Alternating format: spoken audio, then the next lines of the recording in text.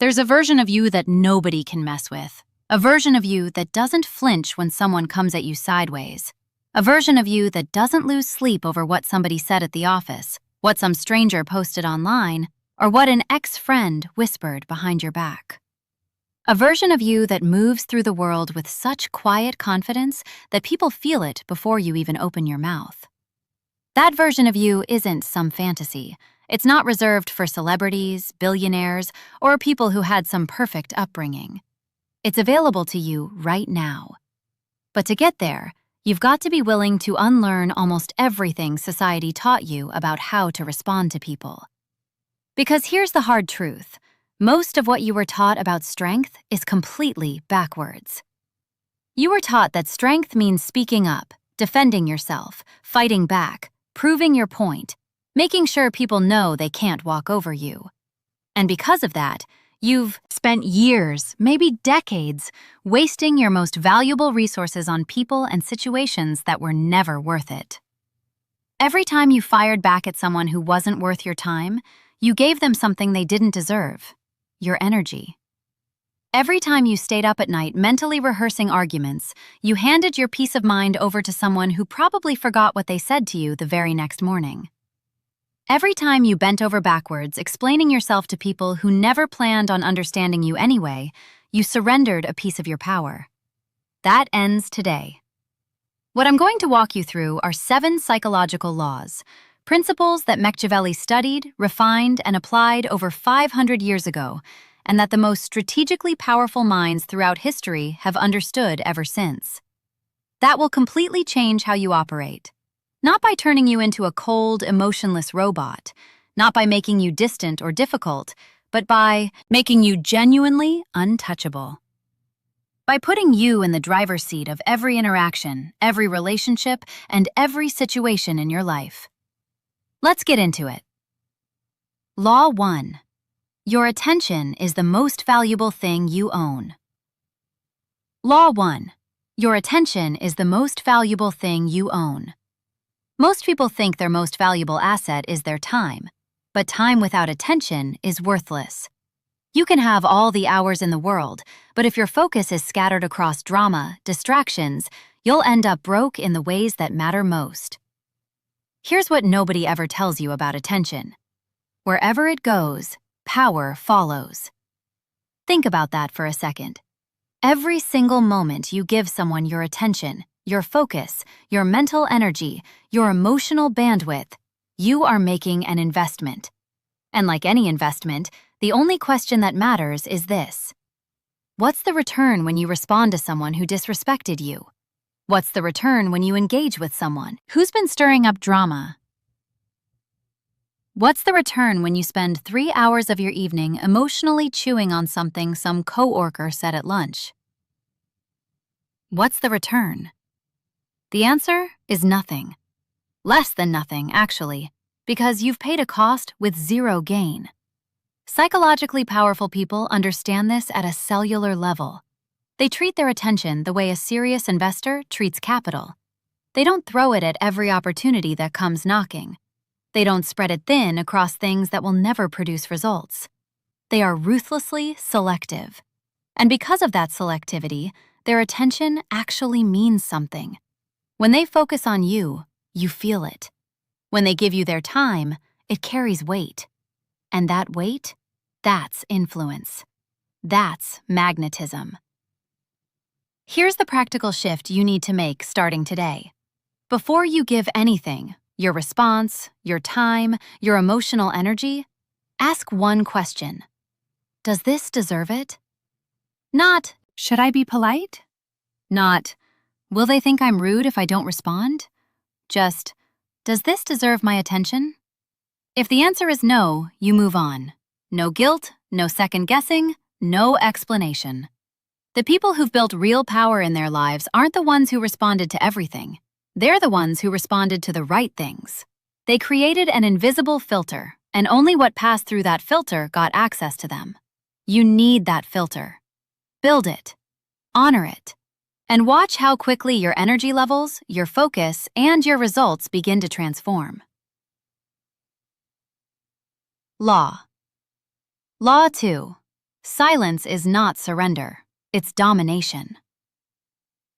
2. Silence is not surrender, it's domination. Let's talk about silence, because most people in this culture have a deeply distorted relationship with it. We live in a world that rewards noise. The loudest voice gets the most attention. The person who always has a comeback is considered quick-witted. The person who never backs down from a verbal confrontation is seen as strong. And because of that, most people have learned to associate silence with weakness, with backing down, with losing. But I need you to flip that script, because psychologically, nothing could be further from the truth. When someone attacks you and you fire back, what have you actually accomplished? You've validated them. You've confirmed that their words carried enough weight to pull you into the fight. You've entered their arena, played by their rules, and spent your energy on their terms. Even if you win the argument, you've lost something. You've shown them exactly how to get to you. But when someone attacks you and you say nothing, everything shifts. Silence in the right moment is the most destabilizing response you can give because the human brain is wired to expect reactions. When someone throws a verbal punch and hits air, it creates a kind of psychological vertigo. They don't know what to do with it. They expected resistance and they got nothing. And that nothing starts to work on them in ways that words never could. They start questioning themselves. Did you see what they said? Did it even bother you? Do you think so little of them that they're not even worth a response? The uncertainty eats at them. The not knowing is genuinely torturous for people who are trying to provoke a reaction. Meanwhile, you've moved on with your life.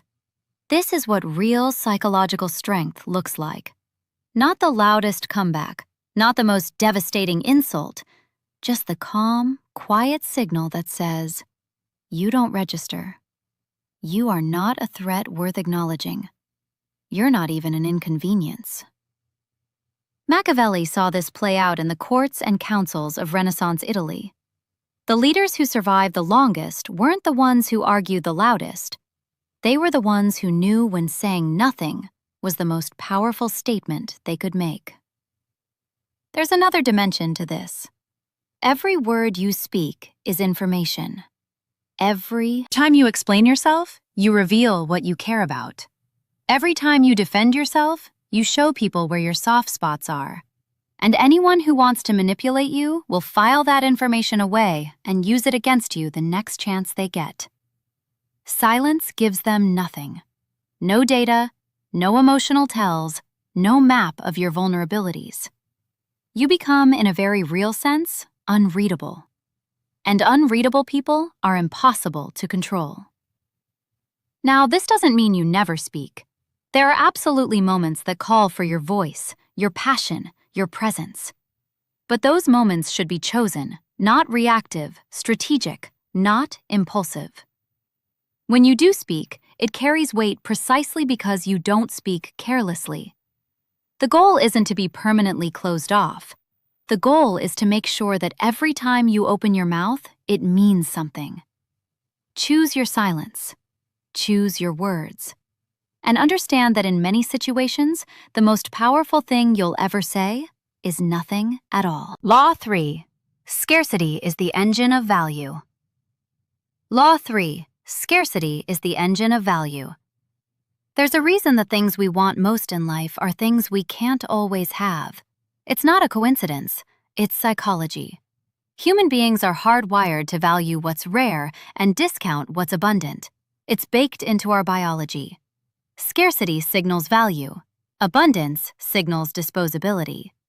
Most people apply this principle when they think about products, money, or status, but they completely miss the fact that it applies to them personally, to their time, to their presence, to their availability. Think about someone in your life, maybe from a previous relationship, maybe a friendship, who was always there, always available, always dropped everything when you called, always responsive, always accommodating, always present. How did you feel about them after a while?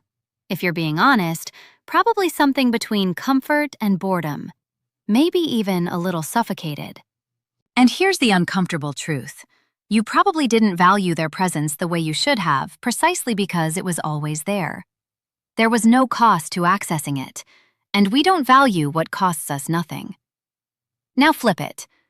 Think about someone who was selective, who you weren't quite sure you'd hear from, whose attention felt like it had to be earned, who showed up fully when they showed up, but wasn't just perpetually available. How did you feel about that person? You thought about them. You wondered what they were doing. You valued the moments you did connect because those moments felt earned and real. That's not manipulation. That's just psychology. And the most strategically aware people in the world use it intentionally in their professional lives, their social lives, their romantic lives, everywhere. The principle is simple. Be present, but be selective. Show up fully when you show up, but don't be everywhere for everyone, at all times.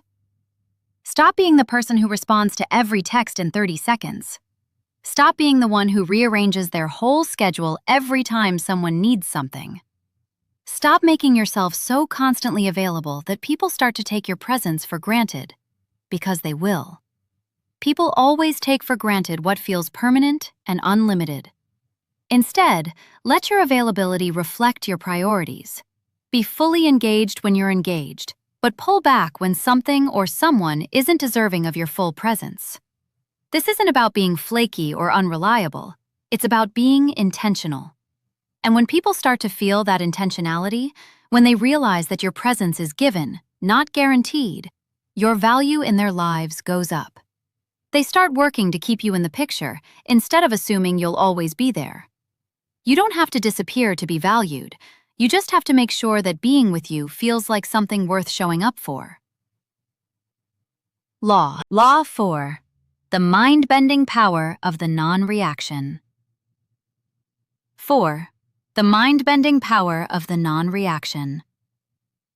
Here's something that the most strategically minded people figured out a long time ago, and it's something that the rest of the world still doesn't fully grasp. Your non-reaction is more powerful than any reaction you could ever have. When someone tries to provoke you, whether it's a direct insult, a passive-aggressive comment, a social media jab, a backhanded compliment, they are executing a strategy. Whether they know it or not, what they're really doing is trying to take the wheel from you. They want to steer your emotional state. They want to make you angry, defensive, embarrassed, or flustered. And the moment you react the way they intended, they've succeeded. You've handed them control. But when you don't react, when you look right through them, when you continue your day completely undisturbed, when you give them absolutely zero acknowledgement that their attempt even landed, something fascinating happens in their mind. The human brain is built around feedback loops. We act and we expect a result. When someone provokes you and you react, the loop closes. They know their action had impact. They learn what works. They file it away. But when you don't react, the loop stays open. There's no closure. Their brain keeps running the same sequence over and over, searching for a resolution that never comes. That open loop is psychologically consuming. It creates a kind of low-grade obsession. They replay the moment. They wonder why it didn't land. They question themselves.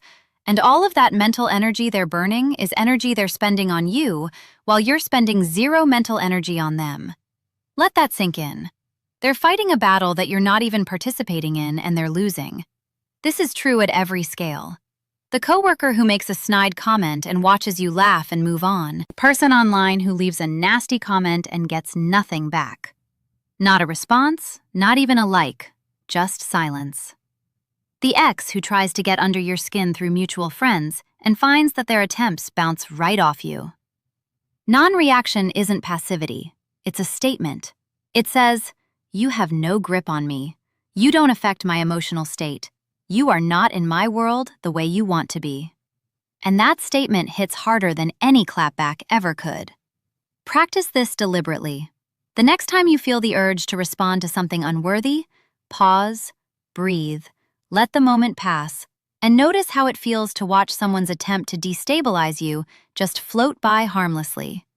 That feeling? That's power. Real, quiet, sustainable power.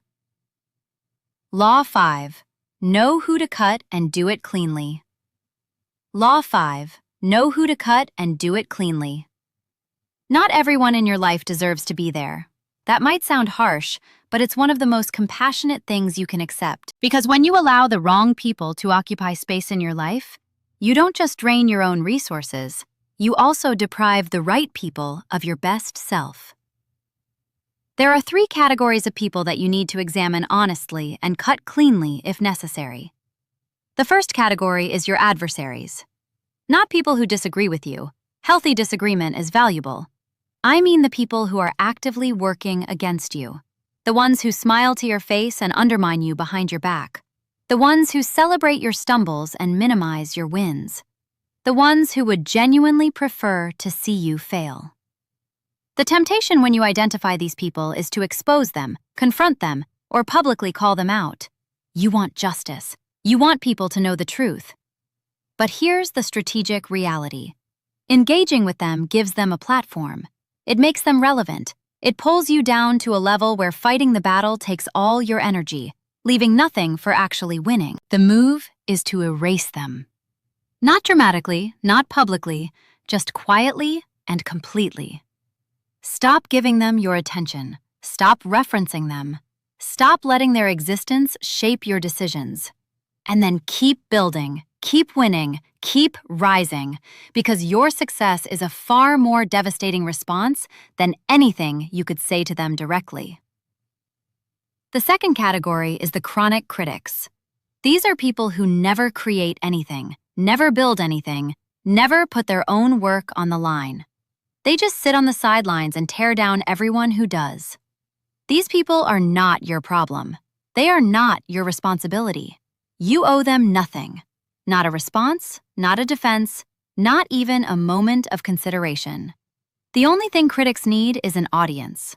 The moment you stop providing one, they become irrelevant. And here's the beautiful irony. The more you build, the more they'll criticize. And the more that criticism will reveal how threatened they are by your progress. Your success doesn't argue with criticism. Your success makes criticism irrelevant. The third category is the most insidious. The energy drains. These are the people who look like friends, act like allies, but slowly hollow you out from the inside. They always have a crisis. There's always some emergency that requires your emotional labor. Every conversation leaves you feeling exhausted, and whenever you try to establish a boundary, somehow you end up feeling guilty about it. Here's the thing about energy drains. They don't improve. The crises don't end. The problems don't get resolved. Because what they're actually addicted to isn't solutions. It's attention. Your attention. And you've been providing it because you're a good person, because you care, because you don't want to abandon someone who's struggling. But pouring your energy into a bottomless pit doesn't help them, and it absolutely destroys you. Protecting your energy is not selfish. It is survival. You cannot show up fully for the people who actually deserve you if you've been drained dry by the ones who don't. Cut cleanly, not with cruelty, not with a big dramatic announcement. Just quietly, consistently, permanently, redirect your energy toward people who add to your life rather than subtract from it. Law 6. Build a mind that nothing can penetrate. Nothing can penetrate. The reason people can get under your skin, control your emotions, and pull you off your game isn't because they're powerful. It's because you haven't built the internal architecture that makes you genuinely untouchable. That architecture has a name. It's emotional sovereignty. Emotional sovereignty doesn't mean you stop feeling things. It doesn't mean you become cold or detached from life. What it means is that you are the one who decides what affects you, when, and how much. External events happen, but they don't automatically run your internal world. You are the governor of your own emotional state, not the people around you, not the news cycle, not your critics, and not your circumstances. Most people are the opposite of this. They are what psychologists sometimes call emotionally reactive. Someone says something mildly critical and their whole mood collapses. Someone ignores them and they spiral into insecurity. Someone challenges their decision and they either explode or shut down. Their internal state is almost entirely determined by external inputs, which means anyone who knows how to manipulate those inputs has full control over them.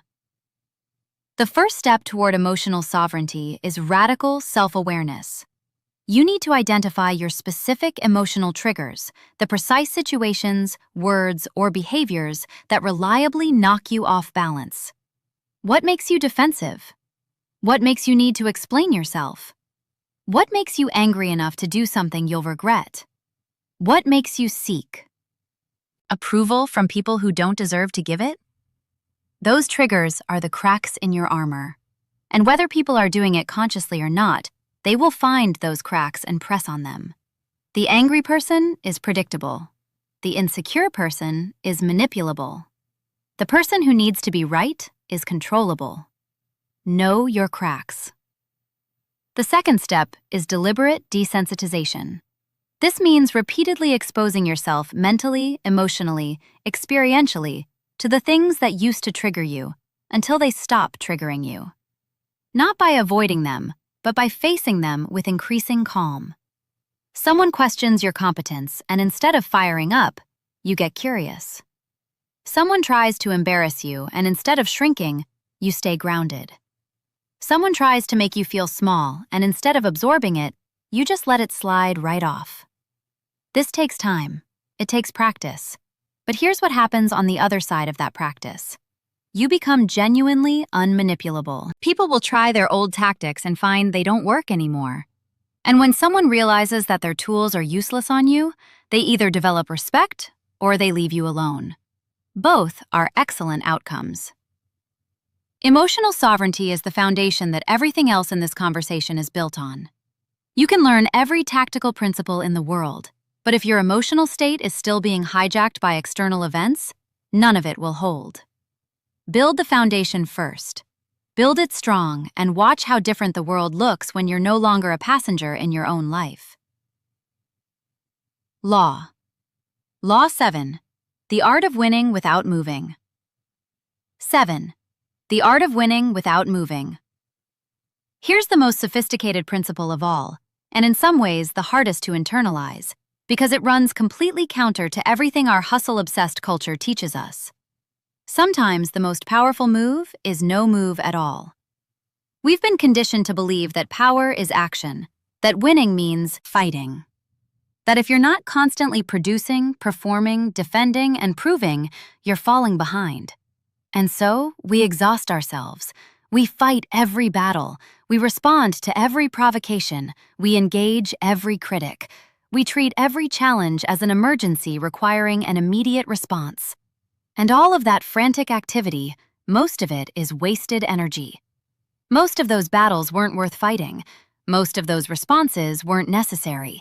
And the cost of all that reactive effort is the depletion of the energy you actually need for the things that matter. Strategic inaction is the discipline of recognizing which situations will resolve themselves if you simply stay out of the way, and which ones actually require your intervention. Machiavelli called this one of the highest forms of intelligence in a leader. Knowing when not to act and developing that discernment is one of the most valuable skills you can build. Let me give you a concrete example. Someone is spreading rumors about you. The reactive move is to go into damage control. Reach out to everyone who might have heard. Explain yourself. Defend your reputation. Try to get out ahead of the story. And in doing all of that, you accomplish several things. You confirm that the rumors are getting to you. You spend enormous energy on a narrative you don't actually control, and you make the situation into a bigger deal than it probably needs to be. The strategic move. Do nothing. Keep showing up with integrity. Keep producing results. Keep being exactly who you actually are. And trust that in time, what's real will speak louder than what's fabricated. The people who know you will know, and the people who believe rumors over evidence weren't in your corner to begin with. Here's another scenario. Someone is clearly trying to compete with you. They're watching your moves, mimicking your approach, positioning themselves as your rival. The reactive move is to engage the competition, to change your strategy, to stay ahead of them, to acknowledge the rivalry, to make it a race. The strategic move? Ignore them completely. Not with hostility, just with total indifference. Stay focused on your own path, your own vision, your own standard of excellence. Because the moment you start racing someone, you've handed them the power to dictate your pace and direction. And if you're not racing anyone, there's no race to lose. Strategic inaction isn't laziness. It's not avoidance. It's the discipline of refusing to burn your resources on battles that don't serve you. So that when you do move, you move with everything you have towards something that genuinely matters. The people who master this principle develop a kind of gravitational pull that's difficult to explain, but impossible to ignore. Because they're not burning energy trying to convince you of their value, they're just living it. They're not chasing anyone, so people chase them. They're not proving anything to anyone, so their presence feels genuinely powerful rather than performative. Your peace becomes powerful. Your stillness becomes magnetic. Your absence from petty battles becomes a signal that you're playing a different game entirely. One that most people haven't even found the entrance to. That's where your final thoughts headed. 7 laws, all of them interconnected, all of them pointing toward the same destination. Guard your attention like it's the most precious resource you own, because it is. Master silence not as avoidance, but as a strategic tool that speaks louder than words. Make your presence something that has to be earned, not something that's just always available for the taking. Let your non-reactions become your most powerful statement in the moments that try to pull you off center. Be ruthless, lovingly, cleanly ruthless about who gets space in your life and who doesn't. Build an emotional architecture so solid that external chaos can't find a foothold inside you. And learn to win not just through action, but through the strategic, deliberate choice of inaction. None of this happens overnight. Real transformation never does. But you don't need overnight. You need consistent, deliberate application. One interaction, one choice, one moment at a time. The next time someone tries to bait you into reacting, don't. The next time someone demands an explanation you don't owe them, let the demand hang in the air and walk away. The next time you feel the pull to prove yourself to someone who never believed in you anyway, redirect that energy towards someone or something that deserves it. The version of you that's genuinely untouchable isn't somewhere out there in the future. It's being built right now in every choice you make about where your energy goes and who gets access to you. Start protecting it like it matters, because it does. You're building something. Don't let people who aren't building anything talk you off your path. Now go be untouchable.